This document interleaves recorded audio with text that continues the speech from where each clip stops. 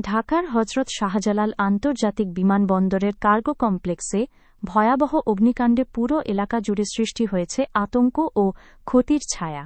এই অগ্নিকাণ্ডে দেশের রপ্তানি খাতের সবচেয়ে গুরুত্বপূর্ণ শিল্প পোশাক শিল্প মারাত্মকভাবে ক্ষতিগ্রস্ত হয়েছে। শনিবার বিকেলের দিকে বিমানবন্দরের আমদানি কার্গো এলাকায় হঠাৎ করে আগুনের সূত্রপাত হয়। মুহূর্তের মধ্যেই আগুন ছড়িয়ে পড়ে এক গুদাম থেকে আরেক গুদামে, ফলে পুরো টার্মিনালটি ঘন ধোঁয়ায় আচ্ছন্ন হয়ে পড়ে। গুদামগুলোতে তখন সংরক্ষিত ছিল বিপুল পরিমাণ কাপড় পোশাক প্রস্তুতের কাঁচামাল এবং বিদেশি ক্রেতাদের জন্য পাঠানোর নমুনা। এসব পণ্য মুহূর্তের মধ্যে আগুনে পুড়ে যায়। আগুনে ধ্বংস হয়েছে কার্গো টার্মিনালের পুরো আমদানি বিভাগ। বিশাল ভবনটি এখন ছাই আর ধোঁয়ার স্তূপে পরিণত হয়েছে। Bangladesh garments manufacturers and exporters association বা বিজিএমইএ জানিয়েছে, ক্ষতির পরিমাণ প্রায় $1 বিলিয়ন পর্যন্ত হতে পারে, যা দেশের রপ্তানি শিল্পের জন্য বিশাল আঘাত। ফায়ার সার্ভিসের ২০টিরও বেশি ইউনিট কয়েক ঘণ্টার তীব্র প্রচেষ্টার পর আগুন নিয়ন্ত্রণে আনতে সক্ষম হয়। তবে আগুনের তীব্রতা এত বেশি ছিল যে অধিকাংশ পণ্য বাঁচানো সম্ভব হয়নি। আগুন নেভানোর পর রবিবার সকাল পর্যন্ত গুদাম এলাকা থেকে ধোঁয়া উঠতে দেখা গেছে। ফায়ার সার্ভিস কর্মীরা সেখানে থেকে ধ্বংসাবশেষ সরানো ও ঠান্ডা করার কাজ চালিয়ে যাচ্ছিলেন। আগুনে পুড়ে যাওয়া পণ্যের মধ্যে ছিল প্রচুর আর্জেন্ট এয়ার শিপমেন্ট, যেগুলো বিদেশি ক্রেতাদের কাছে দ্রুত পাঠানোর জন্য প্রস্তুত করা হয়েছিল। এই ক্ষতি শুধু আর্থিক নয়, বরং দেশের পোশাক শিল্পের ভবিষ্যৎ ব্যবসায়িক সম্পর্কের উপরও মারাত্মক প্রভাব ফেলবে বলে আশঙ্কা করা হচ্ছে।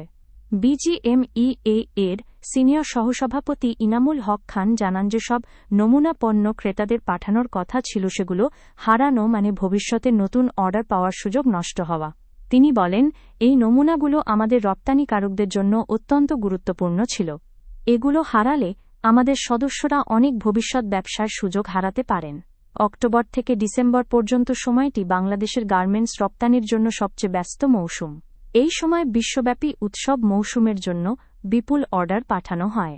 বিমানবন্দরের এই কার্গো ভিলেজ প্রতিদিন প্রায় 200 মেট্রিক টন শুকনো পণ্য পরিবহন করে, যা ব্যস্ত মৌসুমে প্রায় দ্বিগুণ হয়ে যায়। প্রতিদিন প্রায় 20 থেকে 25টি গার্মেন্টস কারখানা এখান দিয়ে তাদের পণ্য বিদেশে পাঠায়। ফলে এই ক্ষতি শত শত কারখানাকে একসঙ্গে বিপদে ফেলেছে। এত বড় পরিসরে কাজ হওয়ায় অগ্নিকাণ্ডের আর্থিক প্রভাব হবে ভয়াবহ এবং এর প্রতিক্রিয়া দেশের অর্থনীতিতেও পড়বে। এখন পর্যন্ত আগুনের সঠিক কারণ জানা যায়নি। ফায়ার সার্ভিস ও সিভিল অ্যাভিয়েশন কর্তৃপক্ষ যৌথভাবে তদন্ত শুরু করেছে। এটি ছিল গত এক সপ্তাহে দেশের তৃতীয় বড় অগ্নিকাণ্ড। এ ঘটনাটি অন্য দুটি আগুনের ঘটনার পরপরই ঘটে, যা সবাইকে ভাবিয়ে তুলেছে।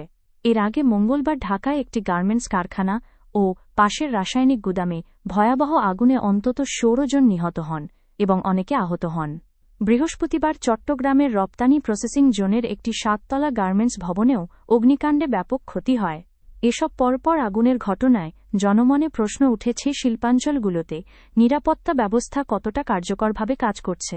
সরকার জানিয়েছে, এসব অগ্নিকাণ্ডের ঘটনা গভীরভাবে তদন্ত করা হচ্ছে এবং নাশকতা বা অগ্নিসংযোগের প্রমাণ পেলে কঠোর ব্যবস্থা নেওয়া হবে।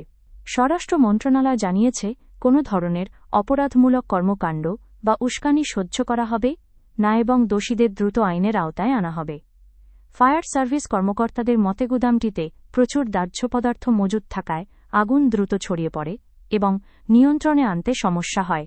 অনেক ব্যবসায়ী আগুন নেভার পর ঘটনাস্থলে গিয়ে নিজেদের পণ্য সম্পূর্ণ ধ্বংস হতে দেখে ভেঙে পড়েন। তাদের অনেকের বছরের পরিশ্রম মুহূর্তে পুড়ে গেছে।